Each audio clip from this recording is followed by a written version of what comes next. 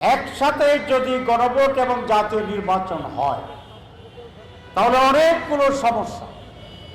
একটা সমস্যা আপনাদেরকে উল্লেখ করি, যেমন আমাদের জুলাই চার্টার যেটা সংস্কার প্যানেল আমরা করেছি, সংস্কারের যে কতগুলো দাবি হচ্ছে এর ভিতরে একটা হচ্ছে আপার হাউজে পিআর সিস্টেমে নির্বাচন,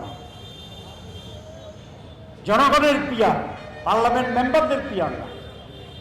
জনগণের পিআর মানে হচ্ছে সকল জনগণের ভোটে আপার হাউজের সদস্য নির্ণীত হবে, যে দল যে পার্সেন্টেজ ভোট পাবে সেই দলের সেই পার্সেন্টেজের মেম্বার অফ আপার হাউজ নির্বাচিত হিসাবে নির্ধারিত।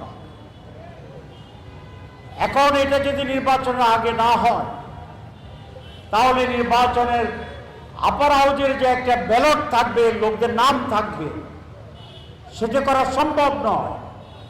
তারা যুক্তি দিচ্ছেন যে পার্লামেন্ট নির্বাচনে যে ভোট হবে, যদি আপার হাউস সেই পার্লামেন্টের পরে অ্যাপ্রুভাল পেয়ে যায় জনগণের, তাহলে সেই হারে আপার হাউসের মেম্বার নির্ধারিত হবে। তাহলে ভোট হয়ে যাবে আগে, নির্ধারণ হবে পরে। যদি আপার হাউস পাস না করে গণভোটে, তো তাহলে তার আপার হাউস হওয়ার সুযোগই আর থাকলো না। এইরকম একটি জন্মের আগে